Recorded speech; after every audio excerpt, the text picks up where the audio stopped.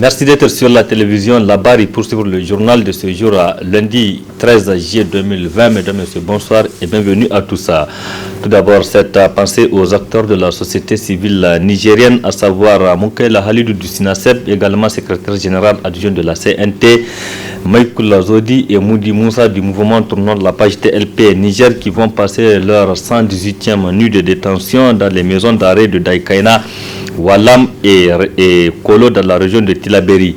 Ils ont été arrêtés à la suite de la manifestation pacifique du 15 mars 2020 contre le détournement de plusieurs milliards de francs CFA au ministère de la Défense nationale. Depuis leur arrestation, des voix se lèvent au Niger et à l'international pour exiger leur libération. Toujours par rapport à l'arrestation des acteurs de la société civile nigérienne, le mouvement tournant de la page TLP Niger a rendu public un communiqué de presse en date de ce jour même, lundi 13 juillet 2020. Le 7 juillet 2020, la chambre d'accusation de la cour d'appel de Niamey a confirmé en appel le refus de demande de mise en liberté provisoire pour Moukaila Halidou, Maïkoula Zodi et Moudi Moussa, les trois activistes de tournant de la page arrêtés à la suite de la tentative de la manifestation anti-corruption pour dire non. Anticorruption non interdite du 15 mars 2020 suite au scandale du détournement au ministère de la Défense nationale. Ils sont enfermés depuis environ 4 mois. Le 2 mai 2020, le coordinateur TLP Zander Mustafa Adamdi Obama est lui aussi arrêté et condamné à 3 mois de prison après avoir protesté auprès du préfet du département de Tanout par rapport aux coupures intempestives d'électricité dans la région. Cela fait donc 72 jours qu'il croupit en prison loin de sa famille et de sa femme et de son nouveau-né pour avoir tenté de défendre le droit de ses concitoyens. En cumulé, ce sont environ 4 mois de prison que les 4 activistes du mouvement ont passé justement sous les verrous pour avoir effectué leur droit de contrôle citoyen. Les activistes de tournant la page Niger ne sont pas les seuls visés par la répression. La journaliste Samira Sabou est également enfermée depuis le 11 juin suite à une plainte pour diffamation infondée du fils du président et chef de cabinet adjoint de ce dernier. Le collectif tournant la page à Niger exige de ce fait la libération sans condition de tous les camarades de la société civile injustement en prison ainsi que tous les prisonniers politiques et d'opinion. Exige l'abandon des charges infondées qui pèsent sur eux et demande le lancement effectif de l'instruction contre les responsables du détournement de fonds au ministère de la Défense nationale. C'est là donc la substance du communiqué de presse du mouvement tournant de la page Niger signé par le collectif ce lundi 13 juillet 2020. Autre interpellation, c'est celle du directeur de publication du journal Le Courrier, Ali Soumana, qui a été interpellé hier dimanche 12 juillet 2020 par la police judiciaire où il est gardé à vue. Ali Soumana, journaliste d'investigation, a été interpellé à la suite de la publication d'un article sur les réseaux sociaux qui traite de l'affaire dite du ministère de la Défense nationale. Ali Soumana, donc, il est toujours gardé à vue. Il est le directeur de publication du journal Le Courrier. Une autre journaliste toujours arrêtée dans le cadre de la même affaire. Il s'agit de la journaliste Samira Sabou, incarcérée à la prison civile de Niamey depuis environ 1 mois. Elle aussi, elle est arrêtée à la suite d'une publication relativement à l'affaire dite du ministère de la Défense nationale sur plainte du fils du président de la République, Issifou Mahamadou. Autre interpellation dans les rangs des conducteurs, il s'agit de 8 personnes dont 4 syndicalistes et 4 militants du SN CRVN et Saint-Kabissa.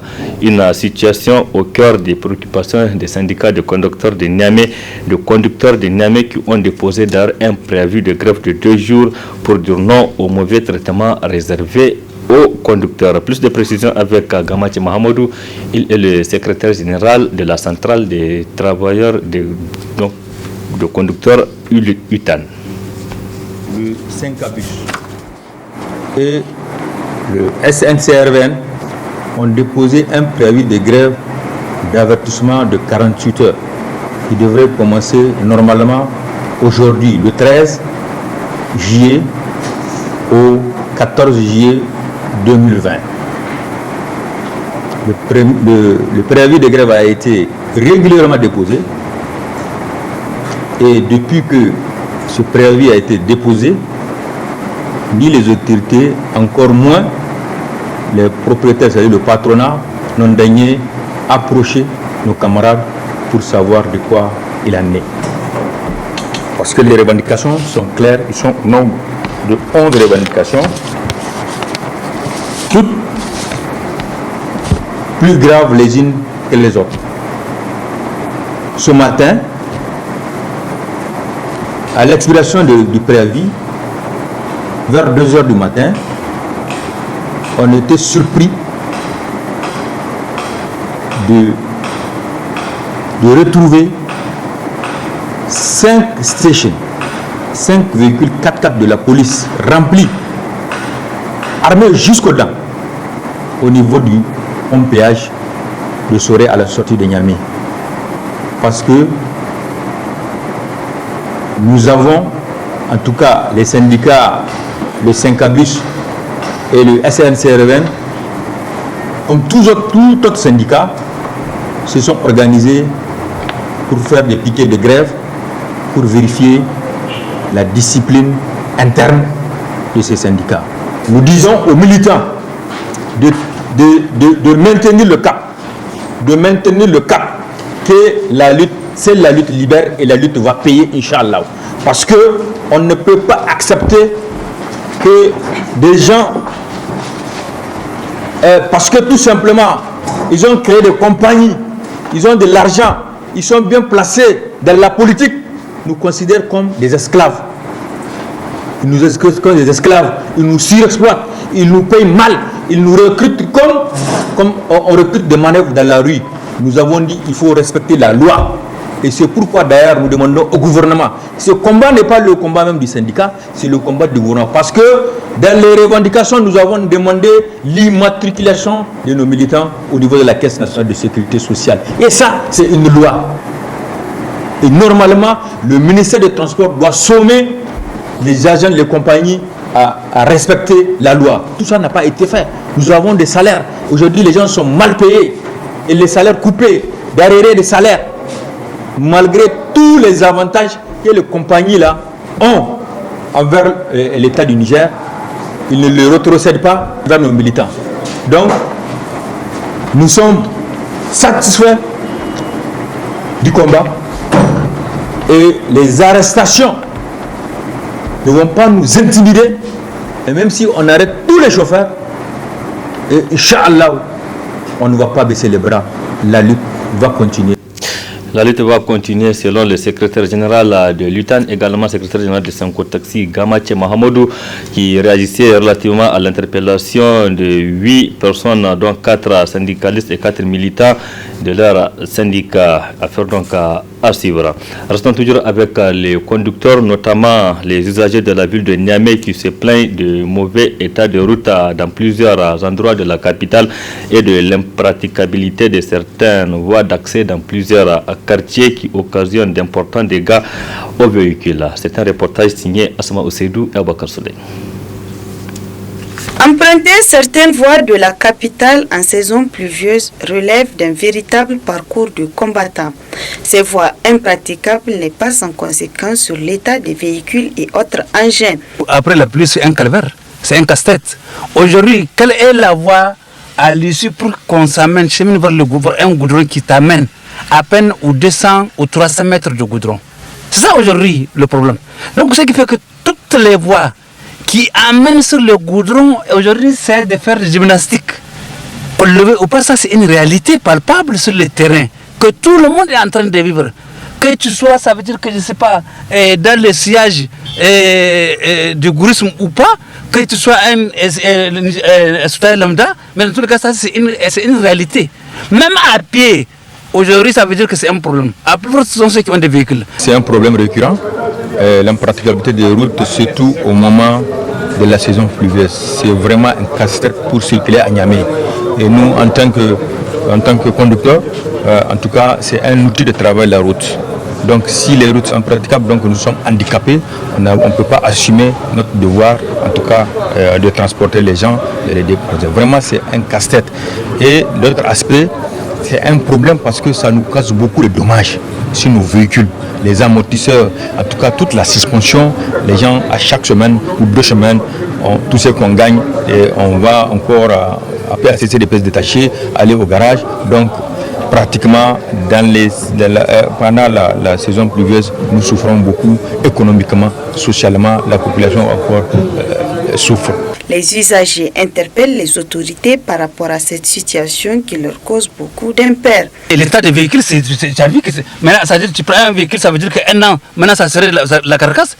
Vous prenez, ça veut dire qu'aujourd'hui, surtout pendant la saison pluvieuse, même par ailleurs, ça veut dire qu'il faut aller refaire les amortisseurs, il faut aller reprendre les pneus, il faut aller reprendre la peinture, donc ça veut dire que ça serait zéro. Donc ça veut dire que même par ailleurs, tout ce qu'on est en train de créer, même ceux qui ont la possibilité de payer les véhicules, aujourd'hui ça veut dire que ce sont les payeurs de ressources qui peuvent acheter des véhicules neufs. Non, c'est-à-dire en dehors de ces payeurs de ressources-là, je ne vois pas quel est le gars aujourd'hui qui peut se hasarder de payer un véhicule tout neuf. Enfin, un véhicule qui vient du Cotonou. C'est ça le problème, quoi. Nous interpellons la ville de Niamey d'encore de redoubler d'efforts.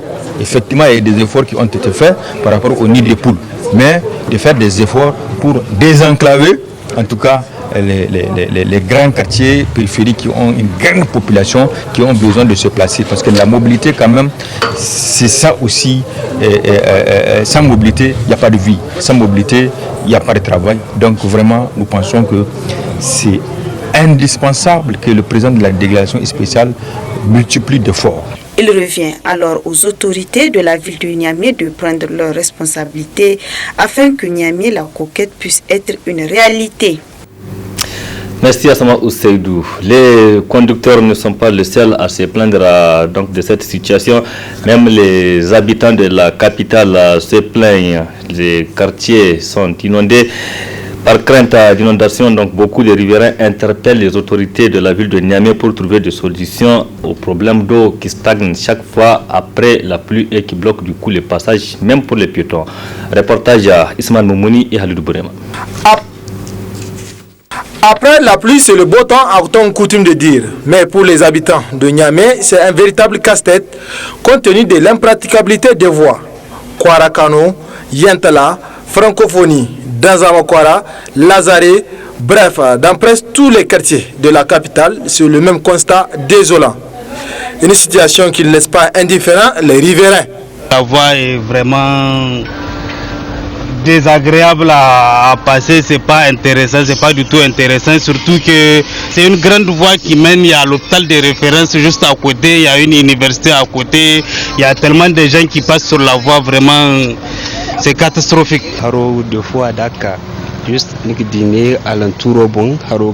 Avec ces eaux stagnantes, notre quartier est devenu un malaise pour nous et tous les riverains. Moi-même, pour sortir de chez moi, je suis obligé de rentrer dans l'eau pour trouver un passage. On vit ce calvaire chaque saison pluvieuse. Ces eaux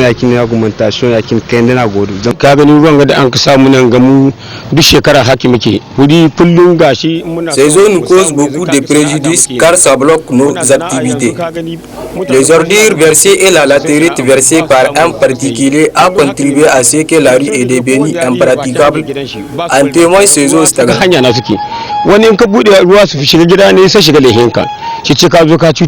Écoles, riels et même les bitumes sont envahis par les eaux, d'où cet appel de la population. Niamey n'est pas Niala ici. Sur cette voie-là, vraiment, on dit hôpital de référence, on dit Niamey Niala et vraiment la voie n'est pas du tout facile à passer.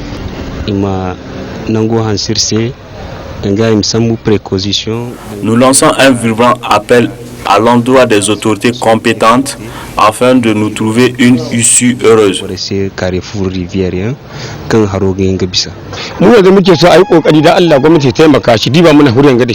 On invite les autorités de la ville de Niamey de nous résoudre ces problèmes qui bloquent même notre activité commerciale. Il suffit d'une pluie abondante pour se rendre compte de l'image dégradante de la capitale due à l'impraticabilité des voies qui résulte du manque ou de l'absence des caniveaux censés drainer les eaux usées. Merci Estimal, cette période de grande pluie est une période aussi propice à la multiplication des moustiques qui cause malheureusement le paludisme, cette maladie qui fait des morts chaque année ici au Niger et à travers le monde. C'est pourquoi les médecins conseillent toujours la population d'adopter un certain nombre de comportements pour se mettre à l'abri. Reportage Areta Sala, Aboka Soleil. L'installation définitive de la saison hivernale à Niamey rime avec la prolifération des moustiques qui sont responsables du paludisme. Les eaux qui stagnent dans les différents quartiers, conjuguées à l'incivisme de la population qui verse des ordures ménagères dans ces eaux, rendent propice la multiplication des moustiques. Ce qui fait constater la montée en flèche de cette maladie, le paludisme, qui n'épargne personne. Pour éviter la propagation du paludisme, il est conseillé à la population de garder les endroits propres et d'utiliser les moustiquaires imprégnés selon Dr Ila Alassane. On doit faire un appel à la population pour effectivement faire disparaître ces plaques d'eau-là pour en fait d'empêcher justement la production de ces moustiques. En tout cas, au-delà des plaques d'eau, il y a justement l'assainissement qu'il faut faire, l'assainissement de l'environnement, parce qu'il n'y a pas que les plaques d'eau, il y a également en tout cas tout ce qui est comme insalubrité qu'il faut vraiment dégager, en tout cas autour des concessions. Et il y a également les herbes qui poussent. Donc c'est là où les moustiques là justement arrivent à trouver des abris où ils se cachent, et ce qui fait que la nuit ou dès qu'ils commencent à faire sombre justement ils sortent et piquer justement les gens. Donc ce qu'il faut également éviter dans cette période, c'est de sortir la nuit, en tout cas torse nu, surtout chez les enfants. On les voit souvent. Il va falloir que dès qu'il commence à faire nuit, donc que les enfants en tout cas soient mis donc sous les moustiquaires, c'est extrêmement important. Mais également les femmes enceintes, il va falloir que les gens fassent extrêmement attention, parce que le palu est extrêmement dangereux chez la femme, parce que ça permet, ou ça entraîne, si vous voulez, certains problèmes notamment liés à l'avortement, en tout cas surtout au premier trimestre justement de grossesse. Au-delà de ça, il y a des campagnes qu'on fait notamment si vous voulez, de prévention, notamment la CPS, en principe, en tout cas ça se fait chaque mois pendant cette période hivernale. Donc il va falloir que les gens en tout cas acceptent justement ces médicaments-là. Quand on vient vers vous, donc il faut que les enfants, il faut qu'on suit les enfants, d'abord qu'ils prennent la première dose en présence de l'agent de santé, et en plus de ça, effectivement, donner les doses suivantes. Dès l'apparition des premiers signes se rapportant au paludisme, à savoir les maux de tête, la fièvre, les douleurs abdominales, etc., éviter l'automédication en se rendant dans les centres de santé pour une prise en charge adéquate. Si vous avez justement cette fièvre-là et que vous prenez le traitement de palu, si ce n'est pas le palu que vous avez, donc vous courez énormément de risques, parce que là vous êtes en train de traiter autre chose alors que la maladie est en train de s'aggraver en vous. Et le plus souvent, c'est ce qui conduit justement au décès inattendu, le plus souvent. Donc il faut éviter vraiment l'automédication, ce n'est pas bien. Au-delà justement de cet état de fait, il y a effectivement la toxicité de ces produits-là qui peuvent justement être toxiques pour le foie, pour le rein, pour le cœur, pour le cerveau. Et une fois ces organes-là sont touchés, en tout cas, il n'y a plus rien à faire. Le plus souvent, on va droit vers la mort. C'est malheureux, on peut l'éviter en allant justement à l'hôpital. Et en plus de ça, la nature des produits qu'on prend aussi reste à désirer, parce que le CPE aussi, c'est des produits qui ne sont pas réellement, si vous voulez, tamiser, des produits qui ne sont pas pharmaceutiques, des produits en tout cas qui sont extrêmement toxiques également, et ça aussi ça peut aggraver justement la situation de l'individu. Il est extrêmement important d'aller vers un médecin. Il vous consulte, il vous dira effectivement ce que vous voulez, il vous proposera justement un traitement correct et vraiment sans arrêt passé, sans pour autant que vous courez effectivement des risques, en tout cas d'avoir une autre pathologie. En respectant les conseils des médecins, on peut minimiser le risque d'une complication du paludisme qui peut conduire à la mort. Et ce communiqué du journal Mutation, l'équipe du journal Mutation a le plaisir d'informer ses lecteurs de la création et de la mise en ligne de son site web d'information et d'investigation à compter de ce mardi 14 juillet 2020.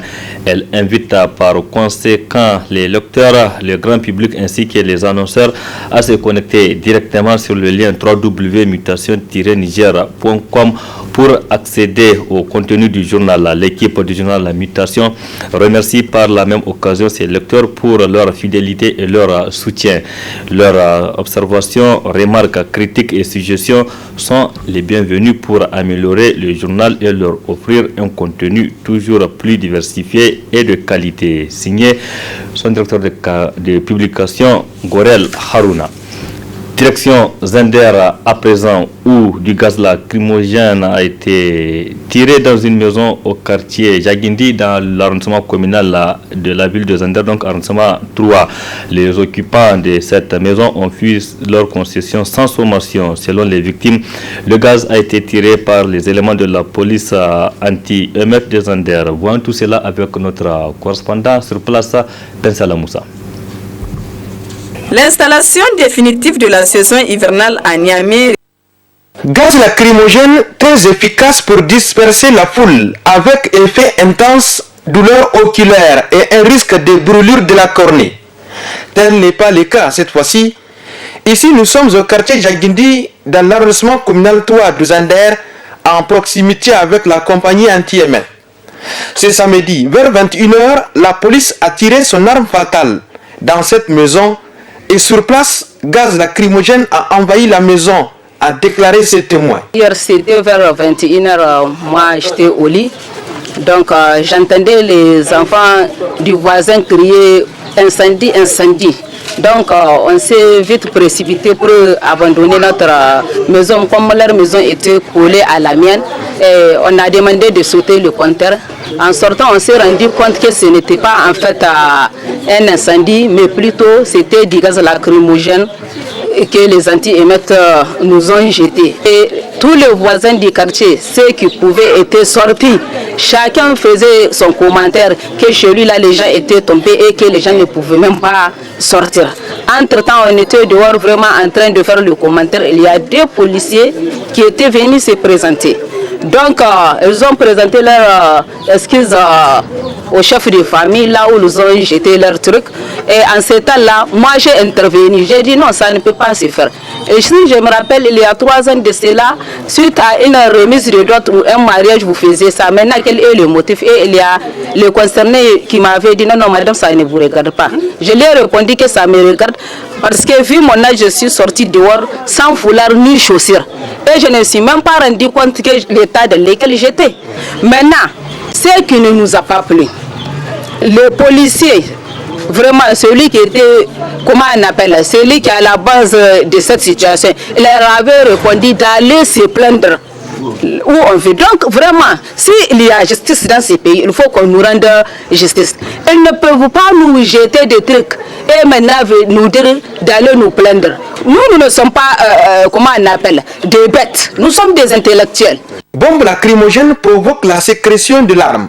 Ce n'est pas juste dans cette bavure policière. Selon d'autres témoins du quartier, la situation ne fait que se répéter du jour au lendemain. Nous lançons un appel à l'endroit de leurs responsables au haut niveau, parce que je suis sûr qu'ils ne sont pas au courant de ce qui se passe. Oui. Donc qu'ils prennent des mesures draconiennes pour que ce genre d'action ne mette fin. Parce que pourquoi nous l'avons compris, si c'était quelque chose qui a été préparé, si c'était une erreur, ou même si c'est une préparation pour aller à la patrouille, c'est le commandant en personne qui aurait dû venir pour expliquer aux gens. Mais c'est des policiers que nous pouvons appeler coupables, parce qu'ils se sont sentis coupables, ils étaient venus ici, vous avez constaté, pour expliquer, pour apaiser les esprits. Vous voyez? Et encore ce qui est pire, un d'entre eux, je ne sais pas, pris par la fougue ou la colère, il dit aux gens d'aller porter plainte. Alors que ça, ce ne sont pas des propos qu'un agent de force de l'ordre doit tenir. Ça ne se fait pas. C'est pas comme ça.